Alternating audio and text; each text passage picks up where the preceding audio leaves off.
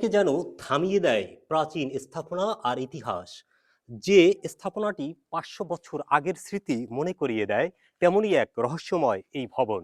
দাঁড়িয়ে আছে বরিশালের বাকেরগঞ্জ উপজেলার ১০ নং গারুরিয়া ইউনিয়নের সাহেবপুর গ্রামে। চারপাশে জনমানবহীন শুনশান নীরবতার মাঝে যেন কালের সাক্ষী হয়ে দাঁড়িয়ে আছে। শত শত বছর চলে গেছে, কত মানুষ, কত প্রজন্ম হারিয়ে গেছে, কিন্তু রয়ে গেছে সেই নিদর্শন। কে বা কারা এখানে কি জন্য এই ভবনটি নির্মাণ করেছিল তার কোনো প্রমাণ পাওয়া যায়নি।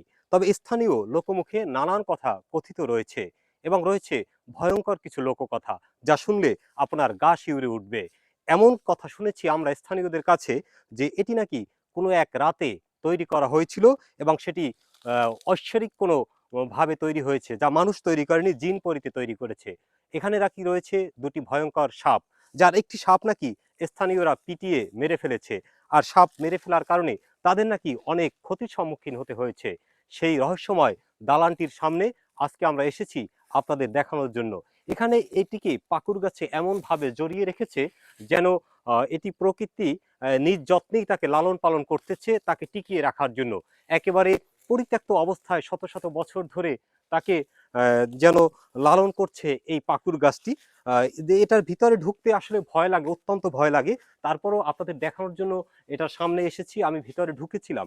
এটার মধ্যে অনেক বন্য জীবজন্তু রয়েছে। তবে ঐশ্বরিক কিছু আছে কিনা আমি জানি না। তবে বন্য জীবজন্তু থাকতে পারে, যেহেতু পরিত্যক্ত একটি স্থান এখানে থাকতে পারে। এখানে অনেক মানুষ আসে তাদের মনের আশা পূর্ণ করতে, মানত করতে। কিন্তু আহ, একটা প্রশ্ন বা একটা কৌতূহল মানুষের মধ্যে রয়ে গেছে, সেটি হলো এই জনমানবহীন স্থানে আজ থেকে শত শত বছর আগে কেন এই ভবন তৈরি করা হয়েছিল, কি কারণে? এখানে কি কেউ ধ্যানমগ্ন ছিল, নাকি এটি নামাজ আদায়ের জন্য করা হয়েছিল? ছোট্ট একটি ভবন, মাঝখানে হয়তো ভিতরে ৭ ফিট প্রশস্ত হতে পারে আর উচ্চতা হয়তো ১০ ফিট হতে পারে। ভিতরে একটি মেহরাব সদৃশ্য জায়গা রয়েছে, তাতে অনুমান করা যায় যে হয়তো এখানে নামাজ আদায় করা হতো। কিন্তু প্রশ্ন যে এলাকাবাসীর, যে চারপাশে কোথাও কিছু নেই, এখানে কেন তারা নামাজ পড়ার জন্য এই জায়গাটি নির্মাণ করেছিল, সে প্রশ্ন রয়ে গেছে। দর্শক, এ বিষয়ে আপনার কোনো ধারণা থাকলে বা এই ধরনের ভবন আপনার কোনো এলাকায় যদি থেকে থাকে, আমাদের মন্তব্য করে অবশ্যই আপনার অনুভূতি বা আপনার যে এইটা সম্পর্কে আপনার মন্তব্য সেটি জানিয়ে দিবেন। এস এম পলাশ, রূপসী টিভি, বাকেরগঞ্জ।